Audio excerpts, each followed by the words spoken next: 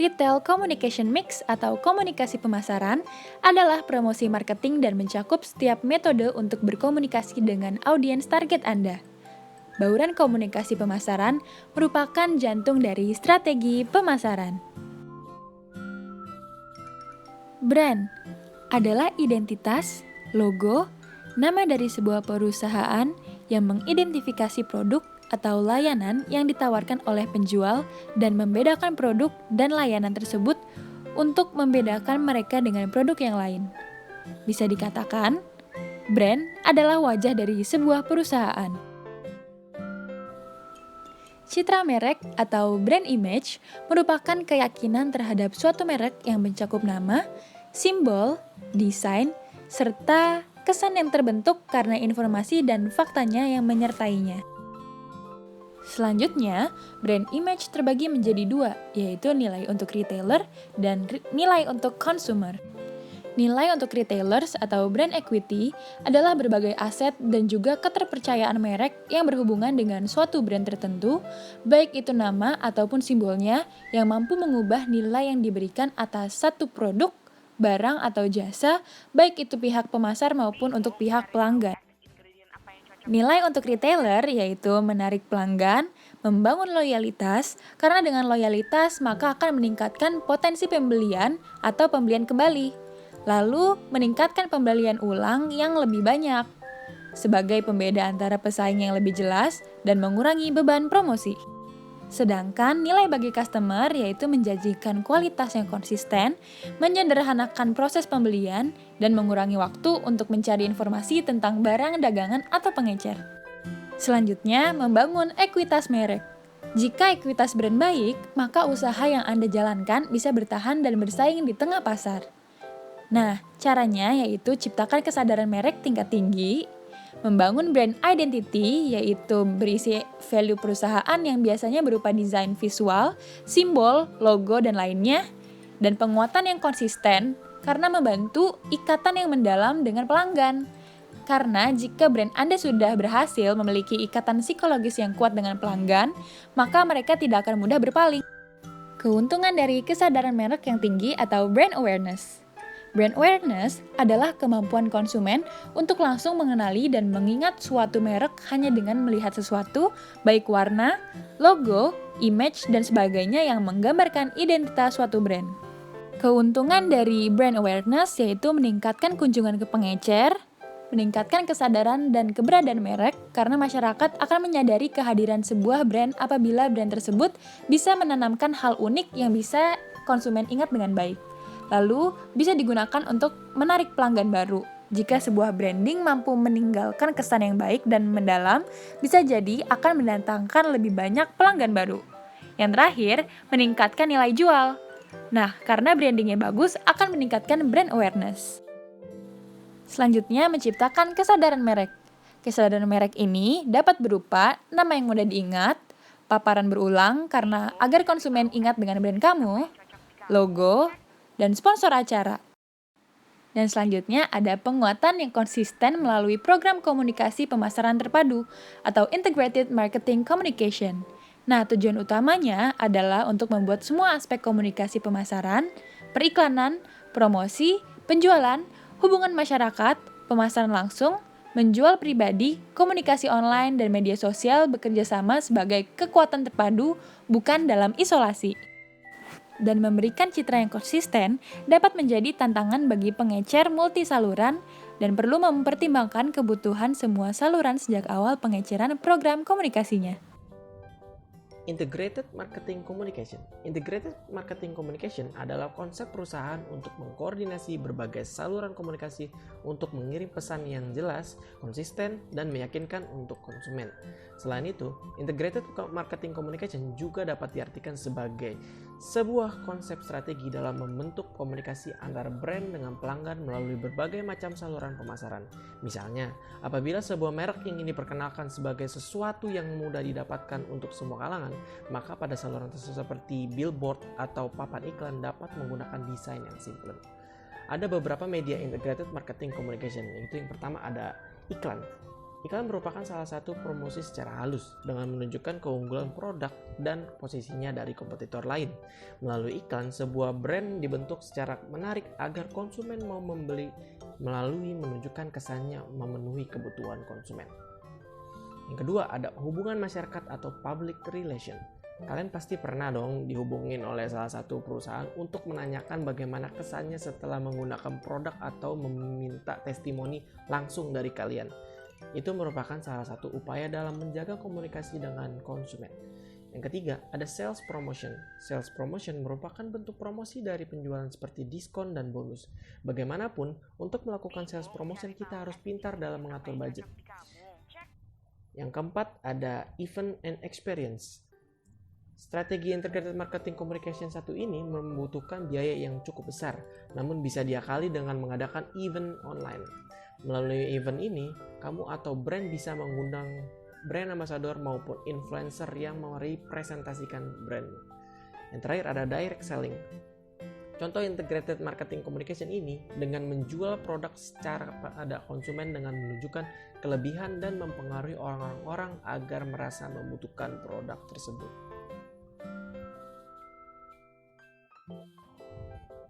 Methods of communication with customers. Komunikasi adalah kunci dalam semua bisnis. Perusahaan akan tumbuh apabila komunikasi internal maupun eksternal terjalin dengan baik dan menciptakan hubungan positif di dalamnya. Seperti hubungan antara pimpinan dengan manajer, manajer dengan tim, antar tim dengan departemen, dan yang lain sebagainya. Selain komunikasi internal, komunikasi yang krusial dan harus dibangun oleh perusahaan adalah komunikasi dengan pelanggan-pelanggannya. Karena bagaimanapun juga tanpa pelanggan maka perusahaan tidak akan bisa membukukan penjualan. Pentingnya komunikasi yang efektif dengan pelanggan. Kemampuan komunikasi yang baik merupakan dasar utama untuk menumbuhkan bisnis Anda. Apabila Anda berkomunikasi dengan baik, tingkat kesuksesan bisnis Anda akan mengalami peningkatan. Karena komunikasi dapat membawa pelanggan-pelanggan Anda lebih percaya kepada Anda dan lebih yakin untuk meneruskan produk atau pelayanan yang Anda miliki. Komunikasi yang kuat dengan pelanggan juga dapat memudahkan Anda dalam mempromosikan brand di masa depan, mengembangkan hubungan yang lebih kuat dan dengan pelanggan yang sudah ada dan lebih memahami hal-hal yang menjadi masalah bagi pelanggan. Direct marketing. Direct marketing atau pemasaran langsung adalah bagaimana Anda melahirkan suatu kontak langsung dengan pelanggan Anda dan pelanggan potensial Anda dalam melakukan kampanye iklan, layanan, atau produk. Seorang pakar pemasaran akan lebih mudah dalam mencapai tujuannya secara lebih spesifik dan mampu memberikan pesan pribadi dengan teknik direct marketing. Jika dilakukan secara tepat, maka direct marketing akan mampu menghasilkan nilai penjualan yang tinggi dengan nilai biaya yang cenderung rendah. Saat ini, terdapat banyak sekali jenis direct marketing, mulai dari cara tradisional hingga cara modern dengan memanfaatkan internet. Salah satu contoh direct marketing adalah pemasaran yang dilakukan dari jarak jauh, seperti email marketing, penjualan pribadi, dan juga memberikan katalog secara langsung. Online marketing. Online marketing adalah salah satu jenis strategi pemasaran yang dilakukan dengan menggunakan bantuan internet melalui berbagai media atau platform berbasis online. Contoh platform yang sering dipakai adalah website, email, blog, mesin pencari, dan media sosial. Selain itu, internet marketing juga dapat dikatakan sebagai online marketing, di mana segala proses pemasaran dilakukan secara online dengan bantuan teknologi digital yang ada. Namun, prinsip pemasarannya tidak jauh berbeda dengan metode konvensional.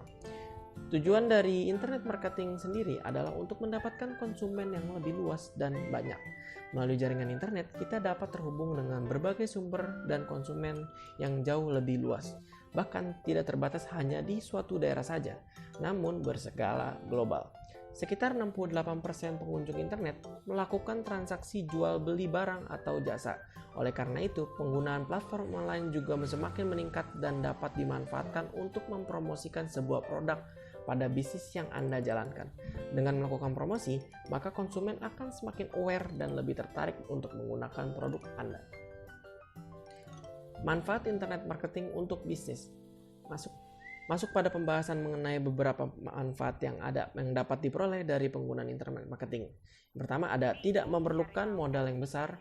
Yang kedua, jangkauan customer yang lebih luas. Yang ketiga, proses optimasi dan performa yang dapat diukur. Dan yang terakhir, aktivitas pemasaran menjadi lebih kuat. Selanjutnya ada sales promotion.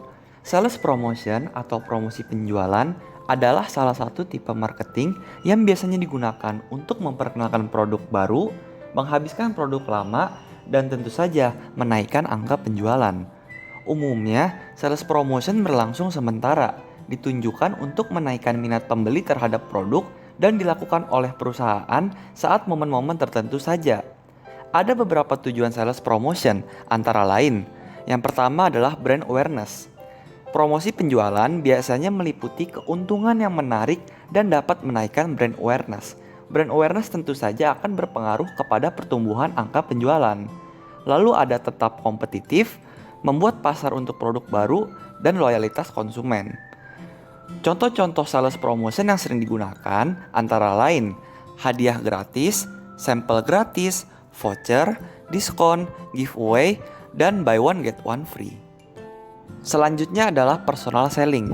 Personal selling atau penjualan pribadi merupakan sebuah proses komunikasi di mana rekan penjualan membantu pelanggan memenuhi kebutuhan mereka melalui pertukaran informasi secara tatap muka.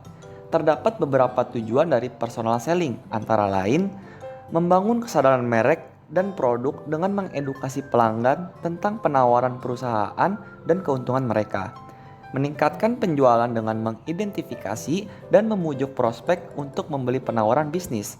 Selanjutnya, membangun hubungan jangka panjang yang erat dengan pelanggan dengan menerapkan komunikasi dua arah orang ke orang.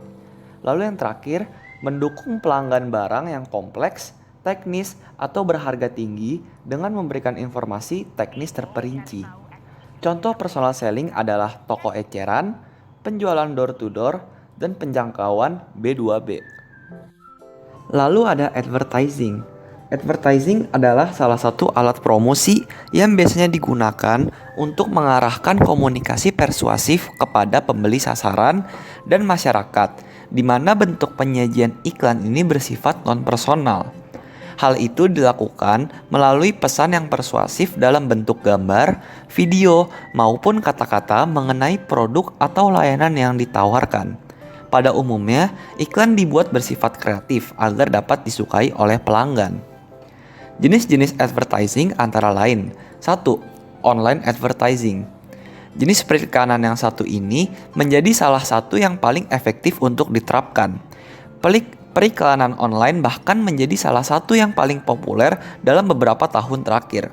Namun, salah satu kerugian dari jenis iklan ini adalah tidak semua orang mengklik iklan yang telah kamu pasang di internet. Selain itu, mungkin pula pesannya tidak mencapai audiens yang ditargetkan. Yang kedua ada iklan media cetak. Iklan media cetak seperti di koran belakangan ini memang tidak terlalu populer seperti iklan online.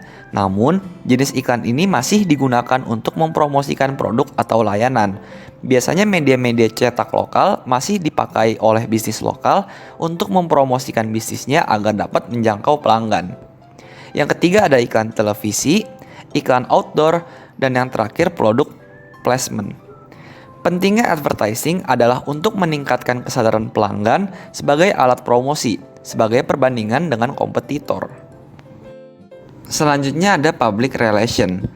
Public relations adalah aktivitas dari manajemen hubungan baik dan komunikasi untuk membangun dan menciptakan citra positif perusahaan dan merek produk di mata publik atau konsumen secara umum. Public relations bertujuan untuk mengelola komunikasi dan hubungan baik untuk mencapai berbagai tujuan, antara lain 1. Membangun dan memelihara citra positif setiap retailer. 2. Menangani cerita atau peristiwa yang tidak menyenangkan terhadap sebuah produk atau brand. Lalu yang terakhir, menjaga hubungan positif dengan media. Nah, sekarang kita akan masuk ke materi menentukan anggaran komunikasi.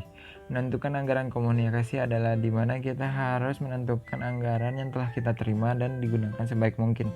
Jadi tidak ada anggaran yang terbuang sia-sia.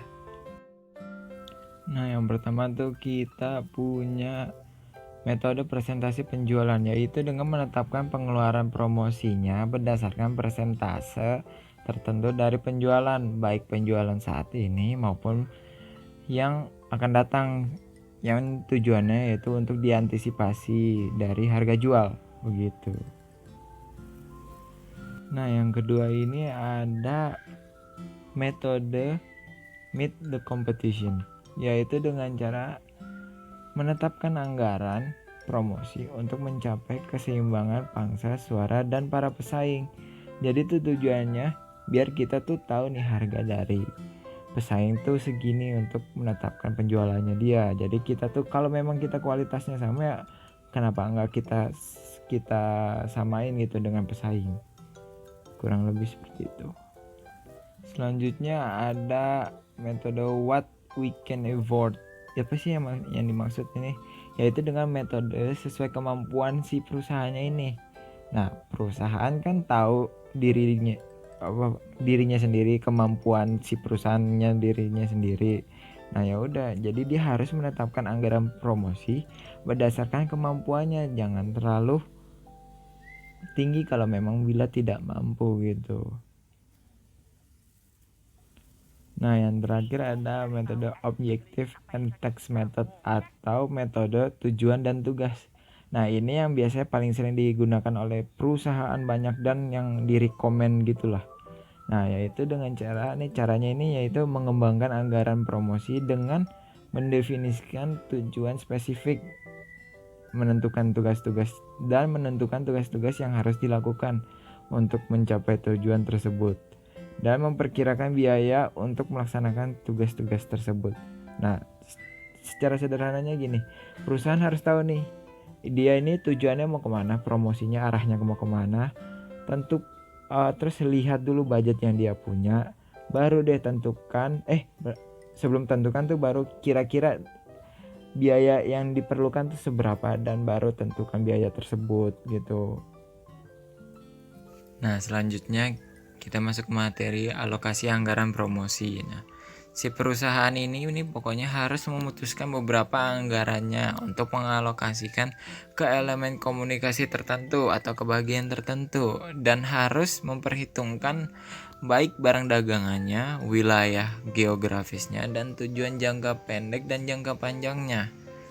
Nah, maka dari itu perusahaan setidaknya harus menanamkan prinsip ini dalam mengalokasikan biaya komunikasinya. Ada sebuah prinsip mengatakan bahwa mengalokasikanlah ke area yang akan menghasilkan pengembalian terbesar. Sales promotion opportunity.